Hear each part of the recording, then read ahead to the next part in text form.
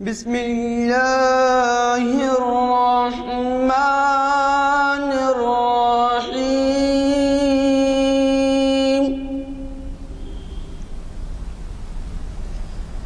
یا ایہا الذین آمنوا لا تلہکم اموالکم ولا اولادکم عن ذکر اللہ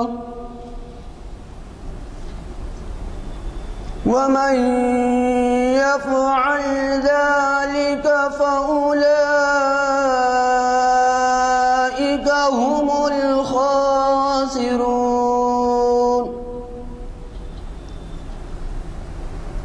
وأنفقوا مما رزقناكم من قبل أن يأتي أحدكم الموت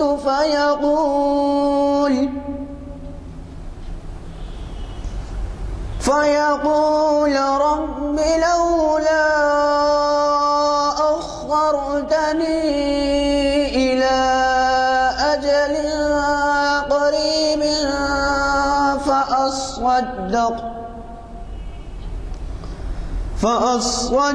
وأكن من الصالحين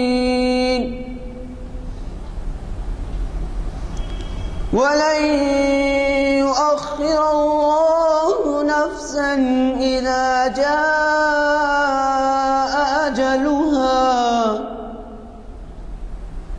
والله خبير بما تعملون صدق اللہ العظیم۔ جماعت اصل کے بعد اعلان کیا گیا، آج ہماری شریعت انفارمیشن سروس کی 560ویں نشست ہے اور یہ منعقد ہو رہی ہے 8 دسمبر 2014 عیسوی مطابق 14 صفر 36 ہجری بروز پیر،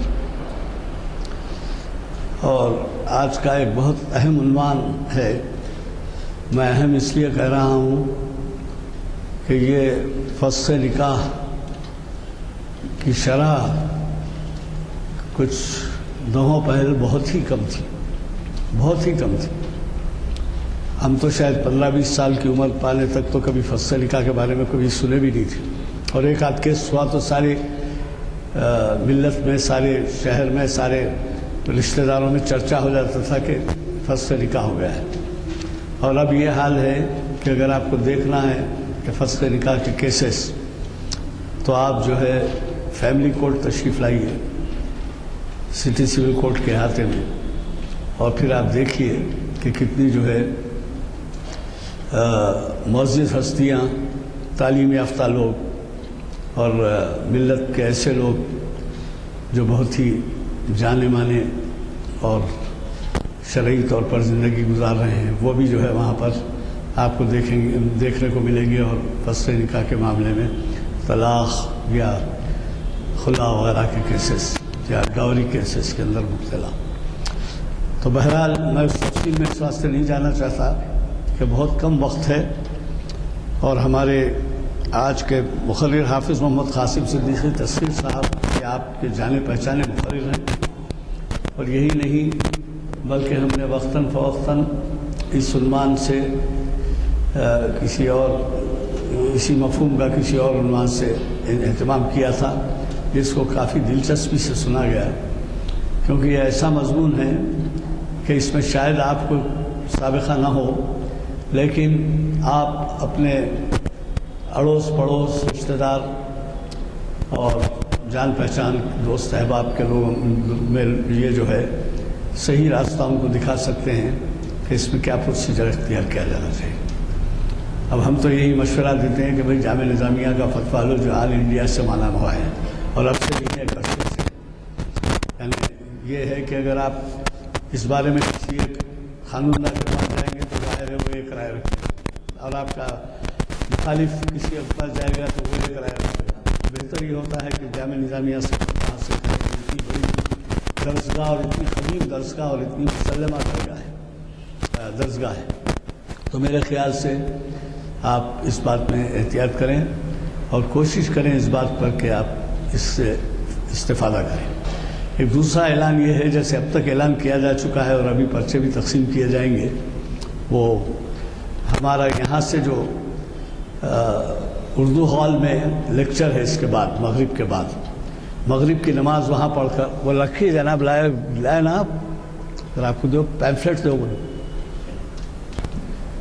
سلمان. کیا سبھی گھرانے ایسے ہیں جو آسٹریلیا میں یا تو ملازمت کے لیے جا رہے ہیں یا پھر تعلیم کے لیے جا رہے ہیں. تو یہ پروفیسر مسعود ایک مہینہ رہ کے آئے ہیں وہاں. ان کو تعلیمی اداروں کی جانب سے بلایا گیا تھا اور شاید انڈسٹریز وغیرہ کو بھی ان کا امپلائمنٹ کے بارے میں بھی جاننے کا موقع ملا. تو آپ اس میں ضرور آئیے، آپ استفادہ کریے. اگر آپ کے بھی کوئی بات نہیں ہے تو آپ کے رشتے دار عزیز اقارب کا مشورہ دے سکتے ہیں. مجھے یقین ہے کہ آپ میں سے ہر کسی کا کوئی نہ کوئی آسٹریلیا میں ہوگا. تو کوشش کریے اور لوگوں کو استفادے کا موقع کل ہے یہ بعد مغرب، یعنی وہی ہے مغرب کی نماز کچھ ریفریشمنٹ سے بعد شروع ہو جائے گا. چنانچہ آج بھی ویسی ہو، لیکن آج کے پروگرام کے بارے میں سنا دوں آپ کو.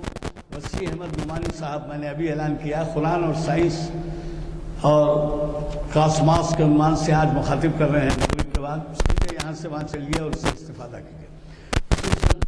جب یہ ہفتے کے دن یہاں مخاطب کیے تو شاید بعض حضرات مس کیے ان کا خطاب. جو ایسے ہیں جو آ سکتے ہیں تو آ جائیں اور آج بھی استفادہ کریں. بات یہ ہے کہ دینی محافل میں شرکت کے لیے لوگ موقع کم نکالتے ہیں، دوسری چیزوں کے لیے بہت موقع ہے. مگر یہ آپ یہ لگائیے جی ہاں جی نہیں ہے، بولنا بھی ہے نا، یہ بھی ضروری ہے. یہ ہمارا طور طریق رہا ہے، یہ بھی اتنا ہی اہم ہے. ہاں یہ بھی اتنا ہی اہم، آپ اس کو کم اہم مت سمجھیے. اور بعض لوگ یہ بولتے ہیں ہم کو پتہ نہیں ہے صاحب اتنا بولنے کے باوجود. تو آپ سے یہ گزارش کر رہا تھا میں کہ ایک مہینے میں 720 گھنٹے ہوتے ہیں، 24 ضرب 30، ایک دن کے 24، 30 دن کے 720 گھنٹوں میں اگر آپ یہاں کے محفلیں اٹینڈ کریں تو 12 گھنٹے، 4 ہفتے میں 3 محفل، 12 720 گھنٹے میں 12 محفل. تو آپ ایسی صحبت میں گزاریے کہ جہاں علماء جو عبادت کا درجہ حاصل ہے، علماء کی صحبت. تو میں گزارش کروں گا آج کے ہمارے مخرج صاحب سے، جن لوگوں کو اعلامیہ نہ ملے ہوں لے جائیے پروگرام درج ہے، اور کوشش کیجیے کہ چاہر شمع کے پروگرام میں بھی شرکت کریں. اور اب میں نے جو اعلان کیا ہے اسی میں بھی شرکت کریں. تو آپ تشریف لائیں اور زحمت دوبارہ فرمائیں.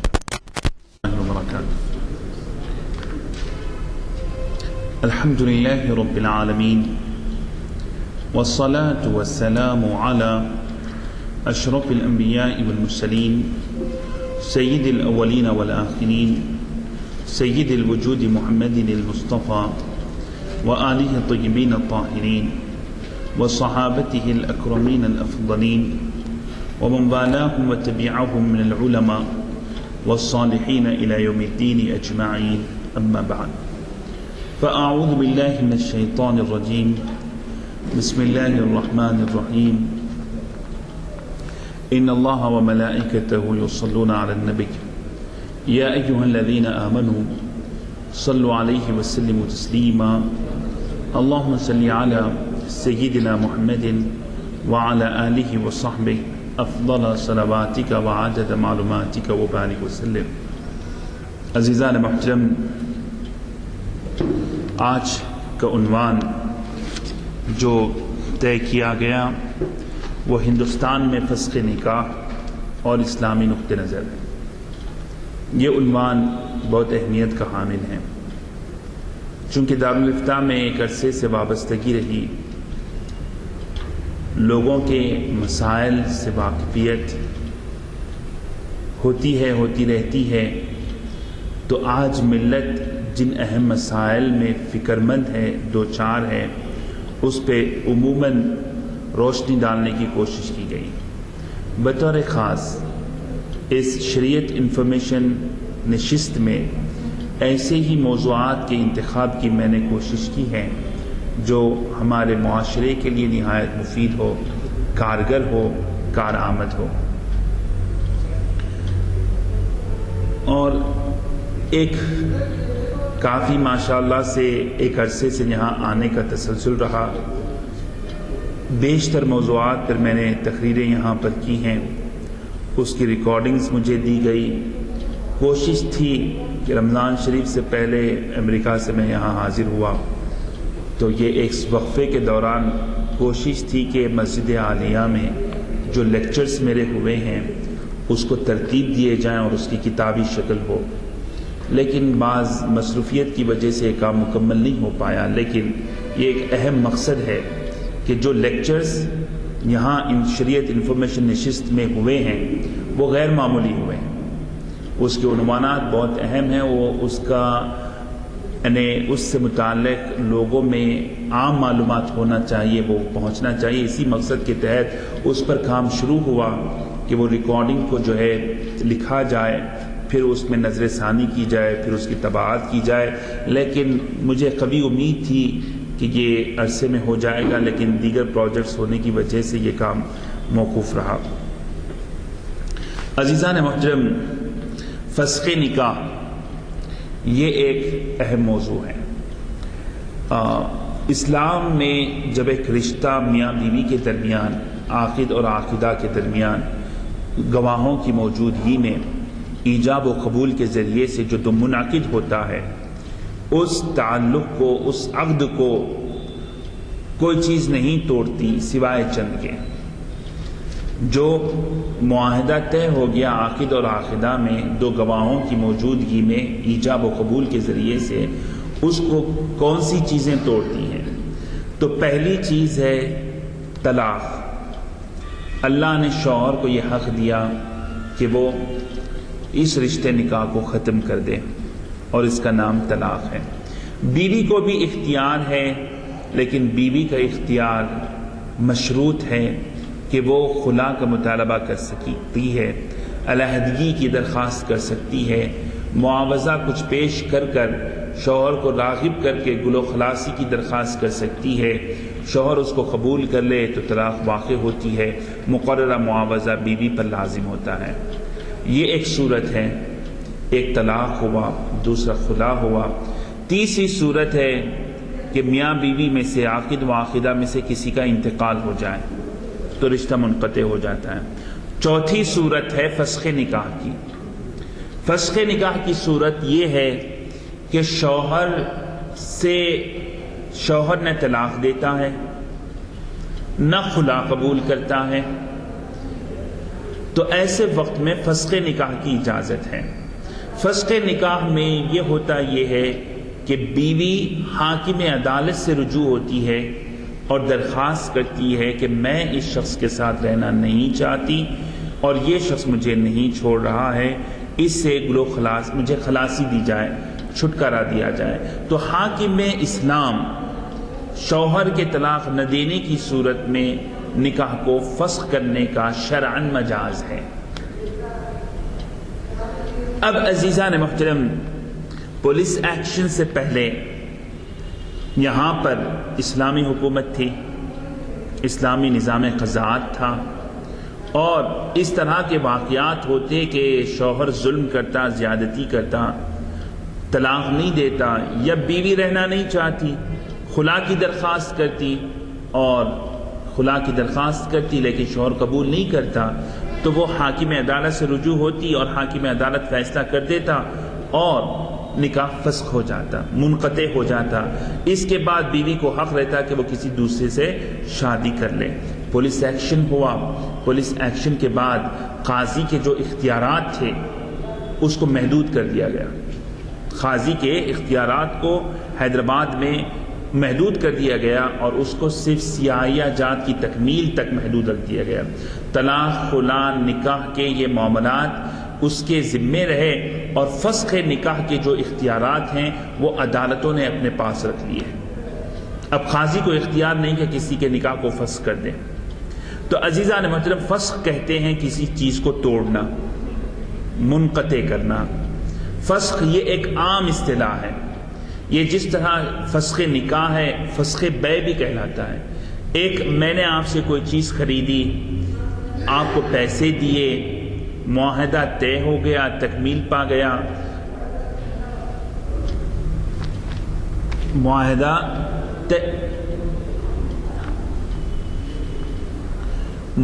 طے پایا، یعنی بیع ہوئی، مبی میں نے لے لی، ثمن قیمت میں نے دے دی.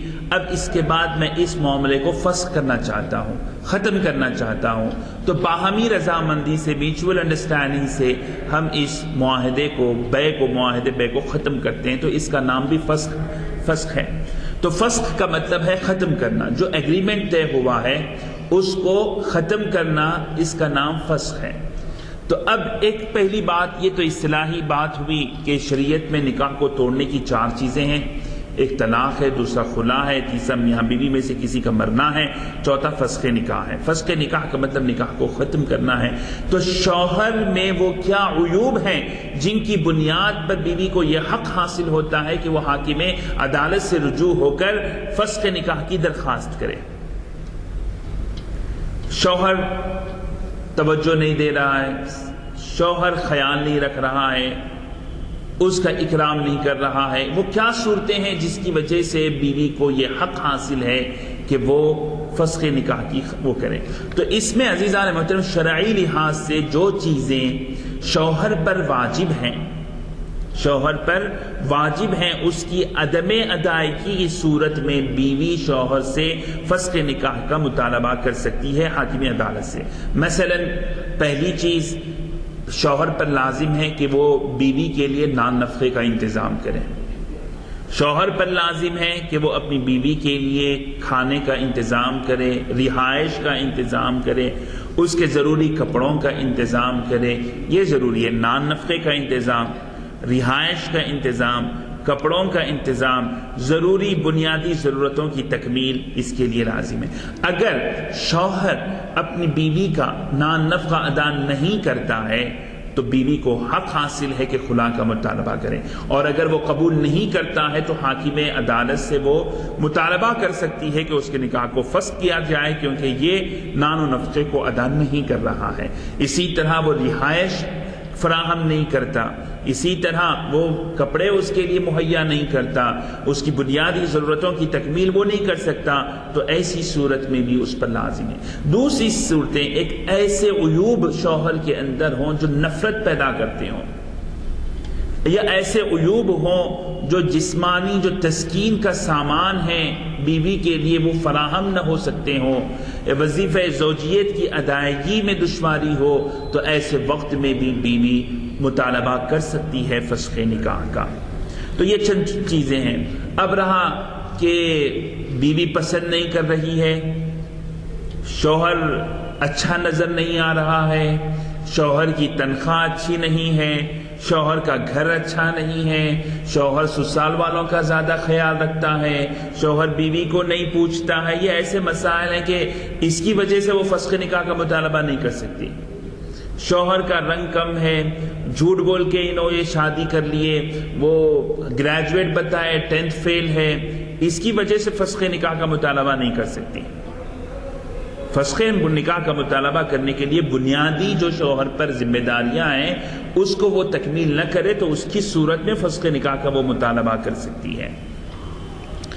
اب رہا عزیزان محترم جو سب سے سنگین مسئلہ ہے، وہ شریعت کا حکم یہ ہے کہ غیر مسلم کو مسلمانوں کے معاملات میں، مسلمانوں کے امور میں ولایت کا حق حاصل نہیں. یہ طے شدہ امر ہے چاروں مکاتب میں کہ غیر مسلم کو مسلمانوں کے امور اور معاملات میں ولایت کا حق حاصل نہیں.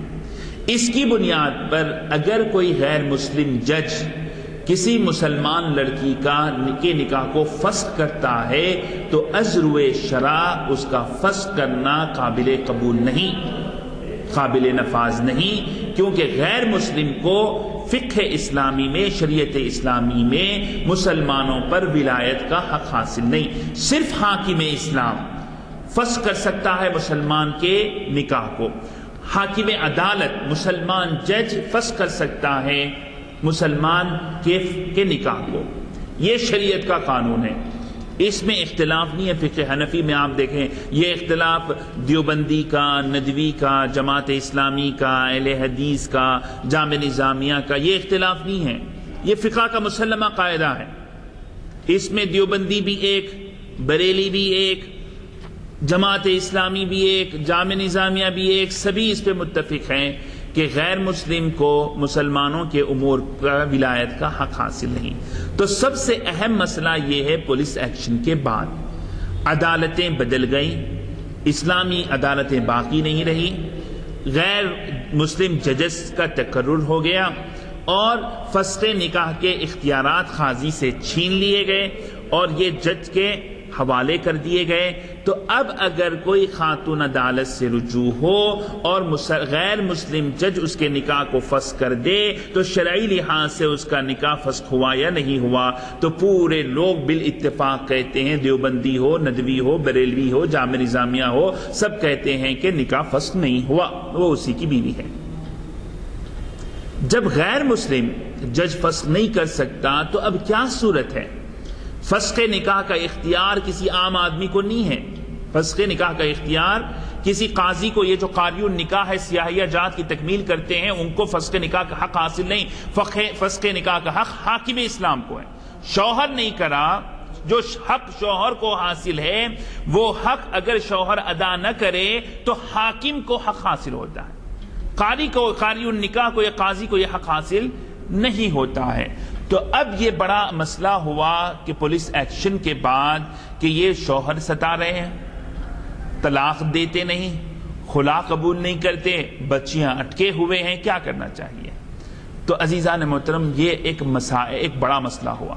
اور میں آپ کو بتاتا ہوں، میں نے اس کے اوپر کئی موضوعات لکھے ہیں اور آج میں نے اس کا انتخاب اس مجلس کے لیے کیا ہے. امید ہے کہ اللہ تعالیٰ چند باتیں میں آپ سے عرض کرتا ہوں، کچھ چند خلاصے عرض کرتا ہوں، اس کے یہ جو پریشانی ہے اس کے لیے حل میں آپ کی خدمت میں عرض کرنے کی کوشش کرتا ہوں کہ مسلمان ایک تحریک اٹھائے. یہاں پر حیدرآباد میں آج ہزاروں خواتین ہیں، ہزاروں لڑکیاں ہیں جو خلاصی کی منتظر ہیں. عرب عورتوں سے لڑکیوں نے شادیاں کر لیں. کئی ایسے ہیں کہ جن کو لے جانے کا وعدہ عربوں نے کیا، ایئرپورٹ پر چھوڑ دیے اور چلے گئے. وہ نہ طلاق دیا، نہ خلا دیا، نہ ان عورتوں کو اس کا پتہ ہے. عربوں نے شادیاں کی، ان کو بھجوا دیا، اب وہ ادھر ہیں وہ ادھر ہیں، ان کو پتہ نہیں، نہ طلاق ہوئی، نہ خلا ہوا، نہ فسخ ہوا، نہ کچھ ہوا. کتنے کیسز ہیں، ڈوری کیسز ہیں. بچے باہر بیرون ملک رہتے ہیں، بچی پہ زیادتی ہوئی، لڑکی والوں نے کیسز کر دیے، بچہ آ نہیں سکتا، آیا تو وہ گرفتار ہوتا ہے، اس کے پاسپورٹ ضبط ہو جاتا ہے، وہ وہیں رہتا ہے، دوسری شادی کر لیتا ہے، اب یہ بیوی یہیں پر اٹکی ہوئی رہتی ہے. اس کا کیا حل ہے؟ نہ نفقہ وہ دیتا ہے، نہ طلاق دیتا ہے، نہ خلا دیتا ہے. اور جب وہ بیوی فسخ نکاح کے لیے عدالت سے رجوع ہوتی ہے تو ہماری عدالت میں مسلمان جج نہیں ہے، غیر مسلم جج ہے، وہ فسخ کرتا ہے. جب وہ فسخ کرتا ہے تو ہم سارے مکاتب فقہ، سارے دارالافتاء کے مفتی کہتے ہیں کہ اس کا نکاح فسخ نہیں ہوا، منقطع نہیں ہوا. تو وہ لڑکی کیا کرے؟ کس کے ذمے رہے؟ اس کی ذمہ داری کس پر ہوگی؟ وہی بھاوجوں کے تانے سنتے رہے، وہ دیورانیوں کے جٹھانیوں کے وہ سنتے رہے؟ کیا کرتے رہے؟ کیا ہونا چاہیے؟ اس کا حل کیا ہے؟ عزیزان محترم، تو اس میں دیوبند کے علماء نے ایک تحریک کی اور جامع نظامیہ کے علماء نے اس میں ایک فتویٰ دیا، انہوں نے تحقیق کی. اور دیوبند کے علماء نے یہ کیا کہ جس میں اشرف علی تھانوی صاحب نے کتاب لکھی الحیلۃ الناجزہ، ایک کتاب انہوں نے لکھی اور پورے علماء کو انہوں نے بتایا، اس سے اتفاق حاصل کیا کہ ایک دارالقضاء قائم کیا جائے اور دارالقضاء سے وہ لڑکی رجوع ہو جائے، وہ لڑکی اس سے رجوع ہو جائے. رجوع ہونے کے بعد اگر جو ہے وہ سب مل کر اس کے نکاح کو فسخ کر دیں تو یہ فسخ ہو سکتا ہے. یہ بھی ایک صورت نکالی گئی ہے جس کا میں انکار نہیں کرتا. اور جامع نظامیہ سے بھی فتویٰ دیا گیا. تو جامع نظامیہ کے علماء نے فتویٰ دیا، انہوں نے دارالقضاء کی پیشکش نہیں کی. جامع نظامیہ کے علماء نے، اور جامع نظامیہ کے علماء دارالقضاء کو ایک فرد ثالث مانتے ہیں. یہ لوگ ان کو اختیار کا حق نہیں سمجھتے اور ہے بھی نہیں، کیونکہ ہندوستانی حکومت نے ان کو یہ فسخ کا اختیار نہیں دیا. اگر کسی لڑکی کوئی خاتون دارالقضاء سے رجوع ہوتی ہے، دارالقضاء کا قاضی یا دارالقضاء کا مفتی نکاح کو فسخ کر دیتا ہے، شوہر جا کر عدالت سے رجوع ہوتا ہے کہ یہ میری بیوی ہے اور دارالقضاء کے مفتی نے اس کو فسخ کر دیا، کیا ہوگا؟ اس مفتی پہ کیس ہوگا، وہ گرفتار ہوگا، وہ قید اٹھائے گا اور یہ حکومت کہے گی کہ یہ اس کے نکاح میں ہی ہے، نکاح فسخ نہیں ہوا، تو کیا کریں گے آپ کیا کریں گے؟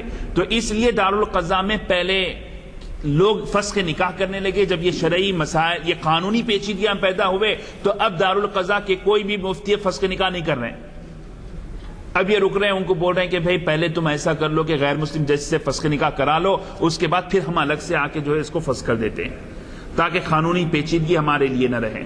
تو عزیزان محترم، اس سلسلے میں جامعہ نظامیہ کے علماء نے جو فتویٰ دیا وہ تقریباً 1954 میں ایک اہم فتویٰ جامعہ نظامیہ کے دارالافتاء سے صادر ہوا۔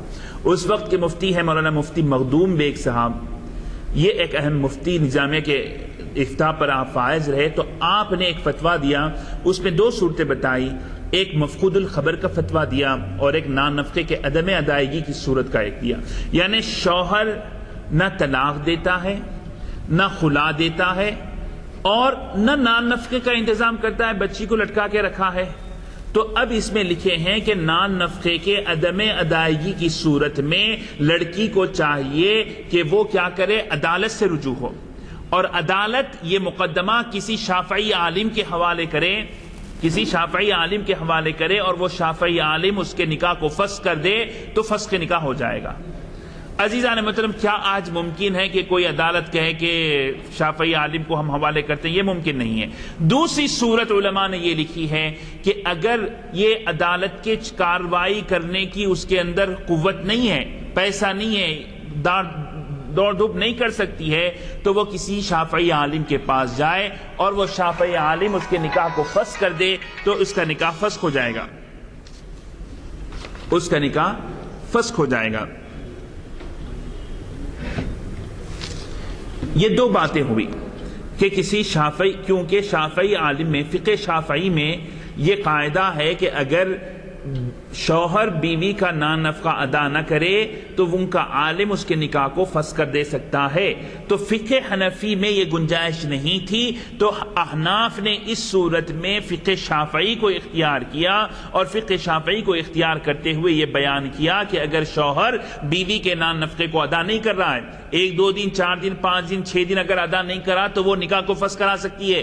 آج سال ہا سال سے بیویوں کو اٹکا کے رکھے ہیں، پیسے نہیں دیتے ہیں اور کوئی کچھ کرنے والا نہیں ہے، تو عزیزان محترم شافعی عالم سے رجوع ہو تو وہ فسخ نکاح کر سکتا ہے، اور اس طرح کا فسخ کیا جائے تو شرعی لحاظ سے وہ فسخ ہو جائے گا۔ اب رہا اس کو عدالتیں مانتی ہیں یا نہیں مانتی ہیں ایک مسئلہ ہے، لیکن شرعی لحاظ سے یہ فسخ ہو جائے گا۔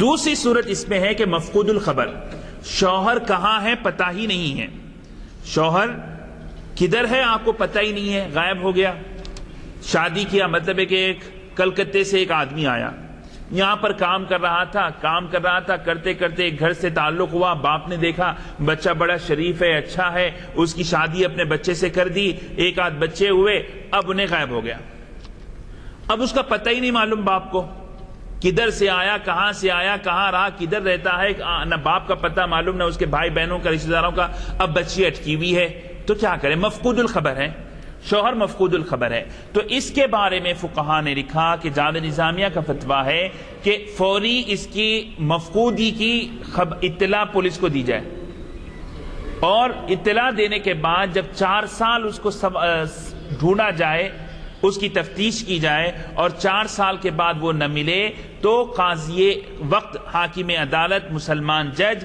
یا کوئی شافعی عالم اس کے نکاح کو فسخ کر سکتا ہے، اس کے نکاح کو فسخ کر سکتا ہے۔ تو یہ بہت اہم مسئلہ ہے، لیکن 4 سال کی مدت ہمارے قانون میں 7 سال، آپ کے پاس 7 سال ہے، جی جی۔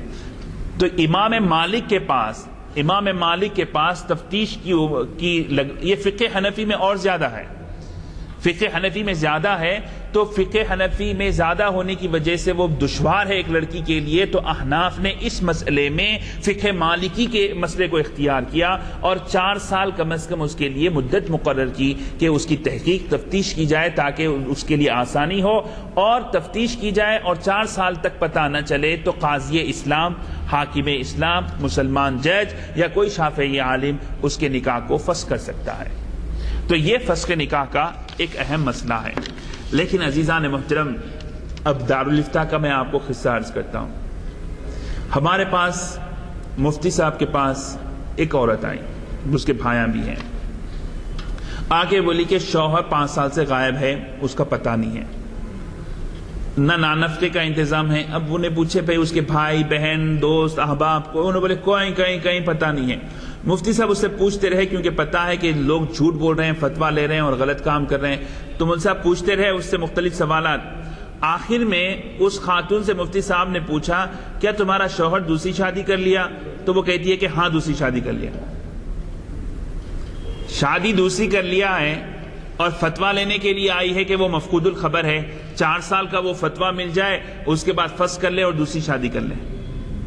شوہر موجود ہے، دوسرا نکاح کیا، طلاق نہیں دے رہا ہے، تو اب اس کی خلاصی کی صورت یہ نکالی کہ جو ہے مفقود الخبر ہو گیا، جھوٹ بول دیے، ایک وہ بات کر لیے اور اس کے بعد جو ہے فتویٰ لے کر جو ہے نکاح کر لیے۔ تو عزیزان محترم، یہ ایک بڑا سنگین مسئلہ ہے شہر حیدرآباد کا۔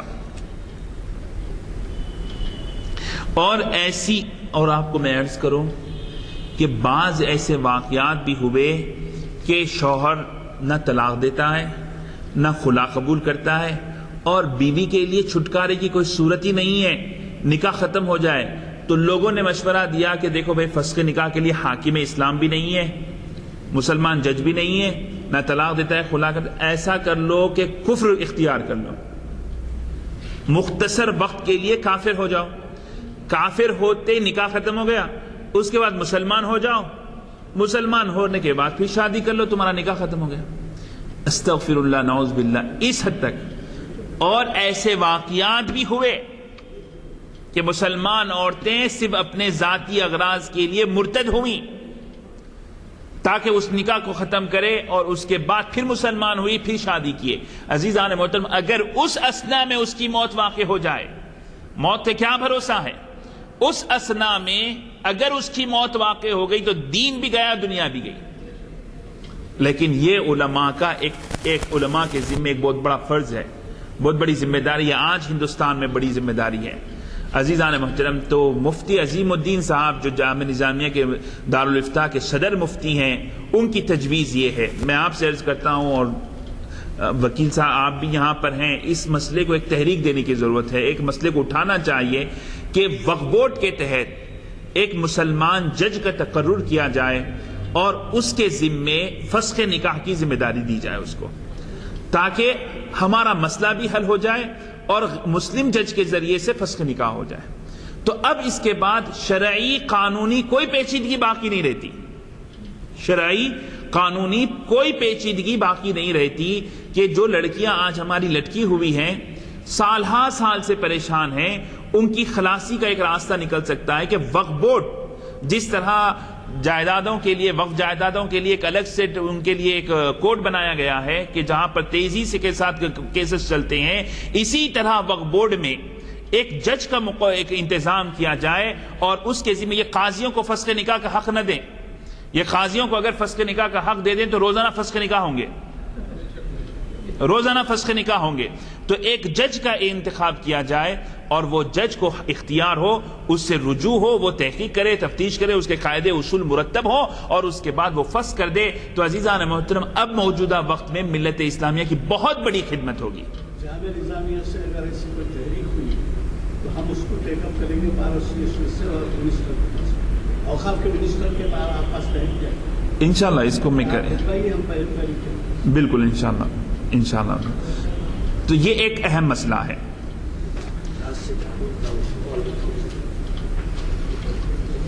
جی، تو دوسری ایک صورت یہ ہو سکتی ہے، اب ہمارے پاس بھی بعض جامعہ نظامیہ کو بھی تحریکیں آئی ہیں، اس سلسلے میں کیا ہونا چاہیے۔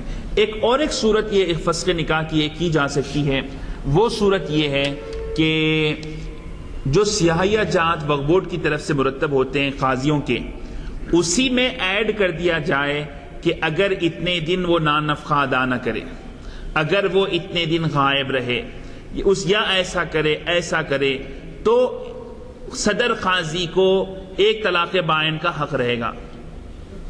اس میں اضافہ کر دیا جائے، یا یہ کر لیا جائے کہ لڑکی کے باپ کو یا لڑکی کو ایک طلاق کا حق رہے گا، ایک طلاق بائن کا حق رہے گا، کہ سیاہیہ جات میں اس کا اضافہ کیا جائے.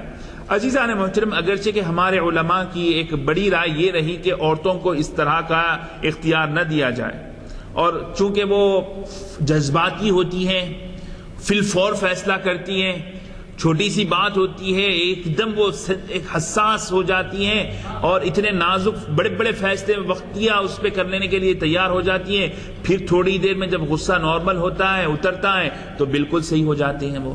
تو اس لیے ان کا یہ تھا کہ جو ہے یہ سیاہیہ جات میں اس کا اضافہ نہ کیا جائے. لیکن عزیزان محترم، وقف بورڈ کے تحت ایک ادارہ ہو اور اس ادارے کے تحت اس کو تفویض کیا جائے ایک طلاق بائن کا، اور اس کے شروط بنائے جائیں کہ بیوی کے لیے حق ادا نہ کرتا ہو، رہائش فراہم نہ کرتا ہو، بنیادی ضروریات کی تکمیل نہ کرتا ہو، اتنا عرصہ غائب ہو جاتا ہو، تو ایسے وقت میں اس کمیٹی کو اختیار ایک طلاق کا رہے گا، اور وہ اس طلاق کے اختیار کو وہ کمیٹی اختیار کرے گی. تو ایسی صورت میں لڑکی کے نکلنے کی صورت بھی پیدا ہو سکتی ہے. تو عزیزان محترم، یہ چند گزارشات تھیں آپ کی خدمت میں جو فسخ نکاح سے متعلق میں نے عرض کی ہیں، اور اس کا بنیادی جو ہے خلاصہ میں نے آپ کے سامنے عرض کیا. اور عزیزان محترم، آج ہماری بہت سی بہنیں، بہت سی لڑکیاں آج بلک رہی ہیں، تڑپ رہی ہیں. بچے ہو گئے صاحب، اب انہیں نہ طلاق دے رہا ہے نہ خلا دے رہا ہے، بس ماں باپ کو بچی ہے کہ وہ پال رہی ہے، باپ کے بھروسے پہ ہے. اب باپ کو فکر ہے کہ میرے مرنے کے بعد یہ بچی کا کیا ہوگا، نہ پڑھی لکھی نہیں ہے. تو ایسے وقت میں ایک اہم ذمہ داری ہے، ایک اہم مسئلہ ہے، اس کو آگے بڑھانا چاہیے. اور اسی تحریک کے تحت جو ہے آج کے اس موضوع کا انتخاب اس کے لیے کیا گیا ہے، اور انشاءاللہ اخبارات کے ذریعے بھی اس کی فکر کو عام کیا جائے گا. اور جس طرح کے یزدانی صاحب نے کہا ہے کہ ایک تحریک ہو، اس کی تحریک بھی پیش کی جائے گی. اور اگر وقف بورڈ کے ذریعے سے ایک مسلم جج کا تقرر ہو جائے تو عزیزان محترم، ایک ہندوستان میں ایک بڑا کارنامہ ہوگا، ایک بہت بڑا کارنامہ ہوگا، اور ملت کی بہت بڑی خدمت ہوگی، ملت کی بہت بڑی خدمت ہوگی. اللہ سے دعا ہے کہ پروردگار عالم اس کو قبول فرمائے اور اس میں آسانی پیدا فرمائے، اور اس مسئلے کو جو ہے آخری مرحلے تک پہنچائے. صلی اللہ تعالیٰ علی خیر خلقہ سیدنا محمد وعلی آلہ وصحبہ وبارک وسلم اجمعین، والحمدللہ رب العالمین.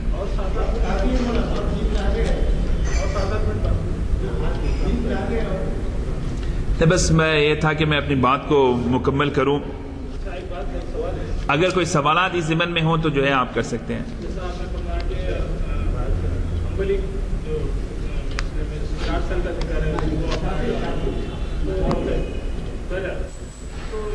حضرت عمر کا حدیث ہے، ایک قول ہے کہ 4 مہینے سے زیادہ اجازت نہیں ملنا چاہیے، اور دور رہنے کی. 4 سال پہلے تو جب تک وہ کیسا اپنے آپ کو ایڈجسٹ کریں گے کے لیے.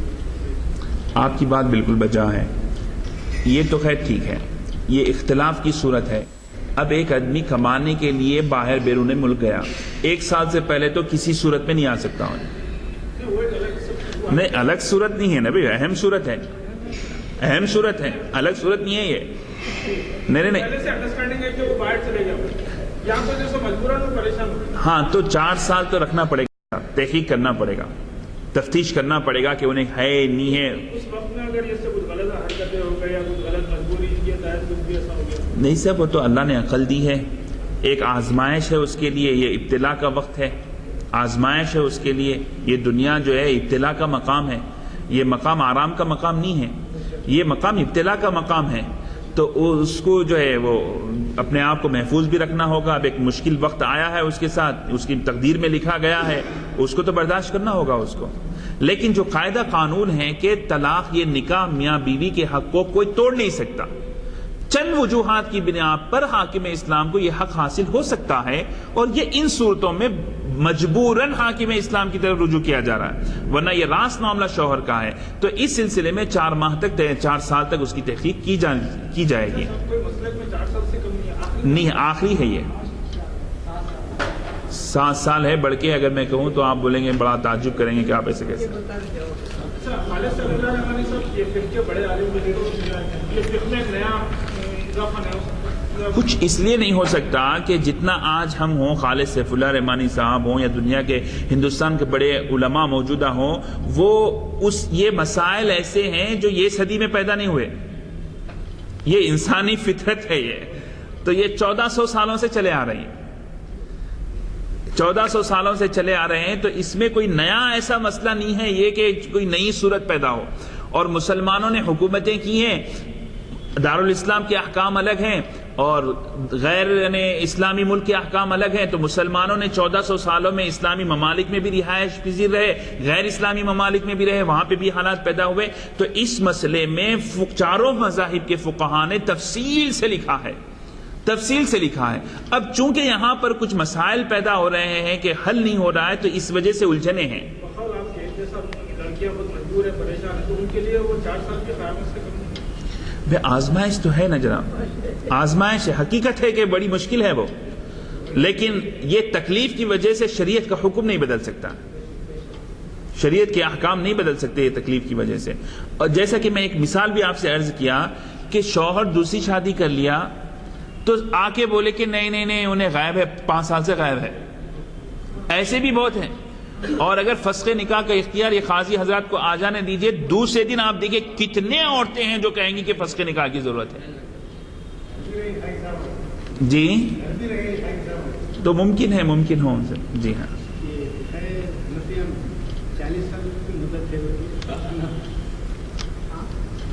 اور زیادہ بھی ہے، اور زیادہ بھی ہے. یہاں تک کہ ہے کہ ایک قول یہ ہے کہ اس کے شوہر کے عمر کے جتنے لوگ ہیں وہ مر جائیں، کیونکہ معاملہ بڑا حساس ہے، مطلب آخرت کا معاملہ ہے. آپ اگر اس کو یہ بولیں گے ارے فقہا نے کیسا کہہ دیا بھائی 4 سال 5 سال 6 سال 10 سال 40 سال کیسا کہہ دیا، مسئلہ یہ نہیں ہے. مسئلہ یہ ہے کہ ایک کی بیوی دوسرے کے حوالے کیسا کریں. آپ کریں تو اپنے کندھوں پہ لیتے کیا آپ؟ سمجھ میں آیا؟ فقہا کو آپ بولیں گے کہ 40 سال کیسا بول دیے بھائی، 10 سال کیسا بول دیے بھائی، 20 سال کیسا بول دیے. ٹھیک ہے بول رہے ہیں، آپ کو وہ دکھ رہا، تعجب ہو رہا کہ کیسا بولے یہ بات، لیکن ایک کی بیوی دوسرے کے حوالے کیسا کریں گے؟ یہ اس مسئلے کی وجہ سے روکا جاتا ہے. فقہا جو ہے آخرت میں جواب دہ ہیں، وہ ان سے باز پرس ہوتی ہے، تو اس لیے وہ بہت محتاط ہو کر کہتے ہیں. اس ضمن میں اور مزید آپ کے کوئی سوالات ہوں تو جو ہے آپ فرما سکتے ہیں. جی جناب.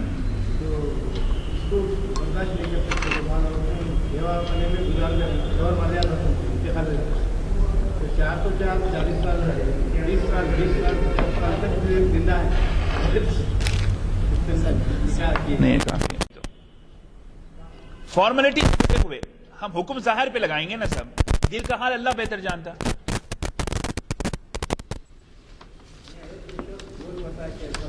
ہاں میں عرض کر رہا ہوں نا، مطلب بہت بتا کے ہی کرا ہے نہیں. نکاح تو ہو جائیں گا نا صاحب،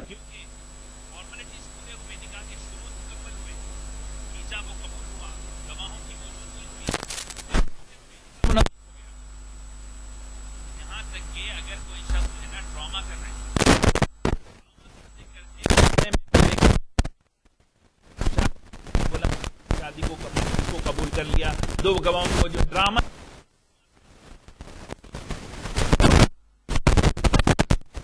کر رہے ہیں، ڈرامہ کرتے کرتے بولے کہ ڈرامے میں بول رہے میں تیرے کو طلاق دیا، بیوی کو بول رہے ہیں، ڈرامے میں بول رہے، سب کو معلوم ہے اس کی نیت نہیں ہے، تب بھی ہو گیا. کیونکہ الفاظ کی اہمیت جو زبان سے ادا ہوتے ہیں. بالکل بھی 3 چیزیں ایسی ہیں کہ جن کو آپ ہنسی مذاق سے بولیں یا سنجیدگی میں بولیں، ہر حال میں نافذ ہوتے ہیں. تو ان میں سے ایک طلاق بھی ہے، خلا بھی ہے. صلی اللہ تعالیٰ علی خیر خلق سیدنا محمد وعلی آلہ وصحبہ وبارک وسلم اجمعین والحمد للہ.